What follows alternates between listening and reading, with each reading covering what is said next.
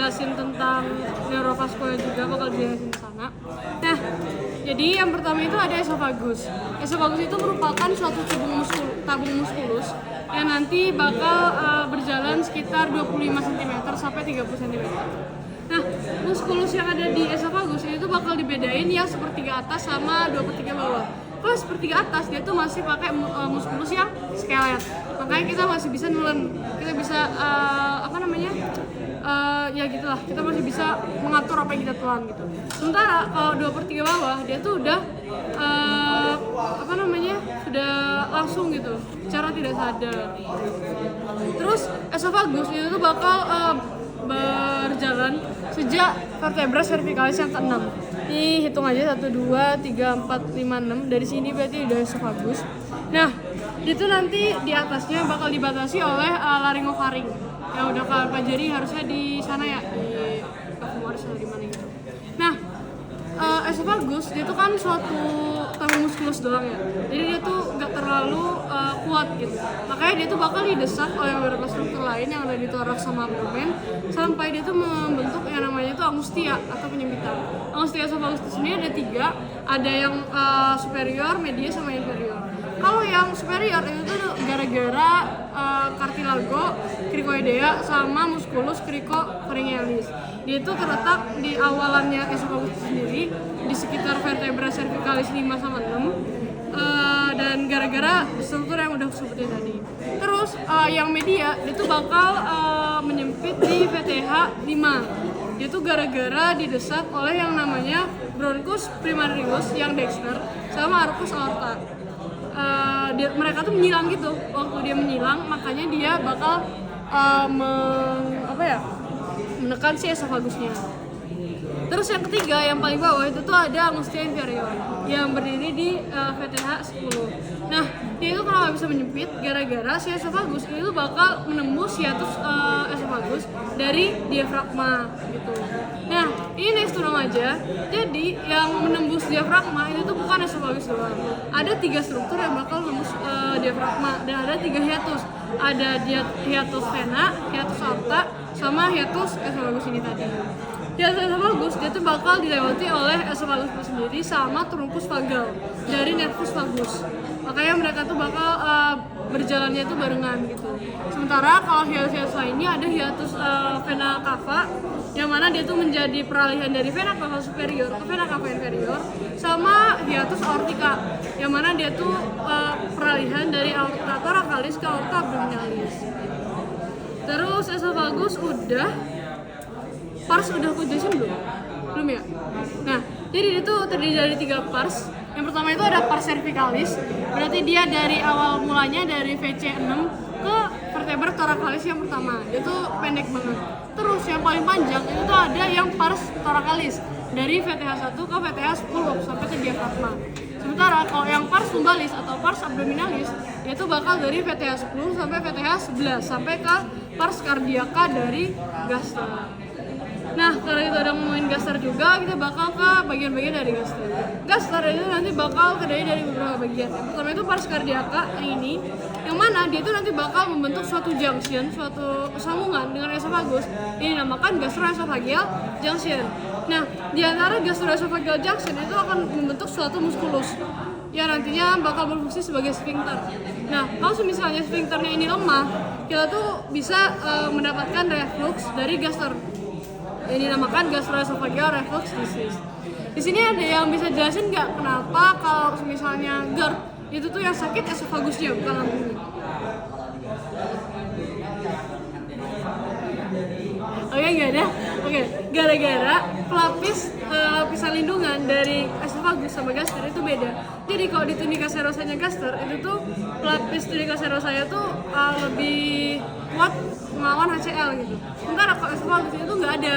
Makanya kalau misalnya asam lambung sampai ke esofagus itu nanti bakal bikin heartburn gitu.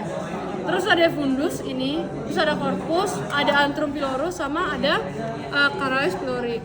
Kalau kalian bingung mana yang corpus, mana yang fundus, batasannya gitu, lihat aja ininya, lihat aja pars cardiaca dari gasternya. Kalau misalnya dia kayak di atas ini, berarti dia udah fundus. Kalau sini dia udah corpus. Terus terus si gaster itu nanti bakal terdiri dari 4 tunika yang udah kalian pelajari di STO juga kan. Ada yang serosa, ada yang muscularis, ada submucosa, sama yang mucosa. Nah, yang bakal aku jelasin di sini adalah yang muscularisnya aja. Nah, tunika muscularis dari gaster itu terdiri dari 3 lapisan muskulus. Yang pertama itu ada yang longitudinal, yang paling dalam itu longitudinal. Terus ada yang sirkuler, yang lapisan kedua. Terus yang paling luar itu ada yang oblik. Nah, tunika yang longitudinal dari muscularis itu bakal melanjutkan diri menjadi ligamentum pilorus. Makanya kan dia kan longitudinal kan kayak seret gitu. Yang sampai di pilorus nanti tuh dia bakal melanjutkan diri jadi ligamen. Terus kalau yang sirkuler dia tuh bakal membentuk suatu musculus sphincter di bagian orifisiumnya yang ada di kardia sama yang di pilorus. Orifisium gaster itu ada 2, ada yang superior, ada yang inferior, ada yang cardiaca, ada yang pilorus. Kalau yang cardiaca berarti dia tuh setinggi gastroesophageal junction, yaitu VTH 11. Sementara kalau yang bawah yang orifisium pilorus itu bakal setinggi gastroduodenal junction, yaitu vertebra lumbal 1. Terus yang terakhir udah yang longitudinal, udah yang sirkuler, berarti tinggal yang oblik. Nah, ini fun fact, mungkin jarang keluar sih tapi fun fact aja. Yang oblik itu tuh akan membentuk suatu kanalis dari bagian si kardia ke pilorus. Boleh aku pinjemin itu? Nah, jadi kanalis gastrica wall layer yang dari pars tunika yang oblik itu nanti bakal menghubungkan kardia ke pilorus tanpa harus melewati yang ini. Jadi dia tuh langsung sebanyak curvatura minor kayak seret. Jadi dia tuh nggak perlu kesini lagi. Fungsinya buat apa? Fungsinya adalah supaya kita tuh bisa muntah. Misalnya ada suatu benda asing yang masuk ke lambung, kita tuh bisa refleks muntah. Makanya biasanya kalau orang mau bunuh diri pakai overdosis atau pakai racun, itu bakal gagal gara-gara dia tuh refleks muntah, gara-gara si kanalis gastrica wall layer ini. Kalau misalnya dia berhasil, berarti itu tuh ada masalah di kanalis gastrica wall layer-nya. Kelar, kita ke curvatura dulu. Nah, curvatura itu kan ada yang minor, ada yang mayor. Nah, dia itu bakal dilekati oleh yang namanya itu omentum, yang bakal melekati si gasternya dengan bagian-bagian lain yang ada di clavum abdominalis. Nah, kalau yang curvatura minor, dia tuh bakal dilekati oleh omentum minus. Nah, yang yang nantinya bakal disusun oleh 2 ligamen. Yang pertama itu hepatoduodenal, yang kedua ada gastrohepatika. Gimana cara ngapalinnya ya? Sebenarnya kalau yang minus itu ingat aja kalau minus itu kan kesini, terus sini ada hepar kan. Berarti dua-duanya kedua ligamennya itu ada hubungan sama hepar. Dia itu yang gastro atau yang duodenal gitu. Nah, ligamen hepatoduodenal itu tuh sebenarnya bakal dilewati oleh beberapa bagian dari hepar. Yang pertama itu ada vena porta hepatica, terus ada arteri hepatica communis, terus ada ductus choledochus, sama yang namanya itu plexus hepaticus dari nervus. Nah, terus kalau yang besar itu tuh namanya curvatura mayor, yang nantinya bakal dilewati oleh omentum maius. Nah, omentum maius dia tuh bakal dilewati oleh ligamen-ligamen yang berhubungan sama gaster. Ada 4. Dia tuh ketiganya berhubungan sama gaster, satunya nggak berhubungan. Yang nggak berhubungan itu namanya splenorenalis, dari spleen ke ginjal. Terus kalau yang berhubungan sama gaster itu berarti ada gastrokolika dari gaster ke kolon, terus ada gastrorenalis dari gaster ke ginjal, sama gastrolienalis. Nah, gastrolienalis itu yang mana? Yang ini. Ini kan gaster kan? Ini lien. Nah, gastrolienalis itu yang ini. Kalau ini tuh harusnya kayak arteri gastromentalis sinistra dari arteri lienalis. Ini arteri, ini yang harusnya mirip sih. Terus udah kita belajar preparat aja. Ya kan, yepingnya sudah selesai. Nah, di sini kita punya 2 preparat gaster. Ada yang udah diregangin yang kayak gini, makanya dia gede. Ada yang belum diregangin, yang ini, makanya dia masih kelihatan ruge-rugenya. Kalau dia tuh udah regang, udah diisi makanan, itu gak bakal ada rugenya. Nih, udah kelihatan kan rugenya? Kayak udah semut gitu, kayak udah disetrika gitu dia. Karena kalau ini mau kita regangin segimanapun, itu gak bakal bisa hilang rugenya gitu. Terus Terus ini ada Omentum Maius, kayaknya ini maksudnya ada di sini tuh buat memperlihatkan Omentum Maiusnya. Ini sebenarnya preparat kolor. Ini Omentum Maius itu tuh yang bakal jadi tirai di kolonnya, yang ininya berarti. Nah, terus ini ada esophagus ini dulu deh. Ini tadi kan aku udah ngomongin juga kalau esophagus tuh berada di posteriornya trakea.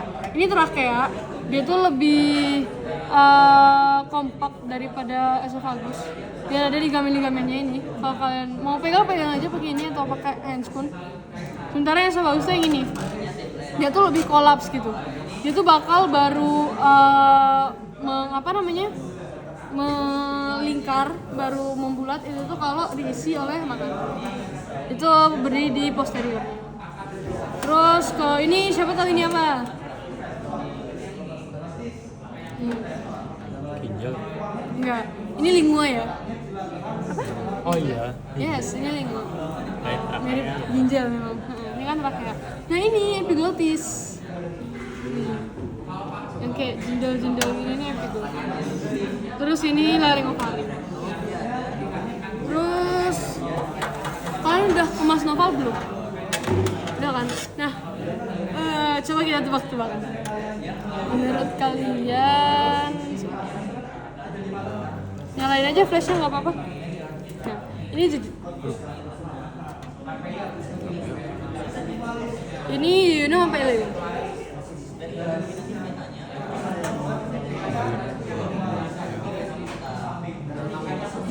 Ada yang mau nebak nggak? Itu sebenarnya harusnya itu Yuno. Karena Arkadesnya cuma satu. Udah. Arkadesnya cuma satu.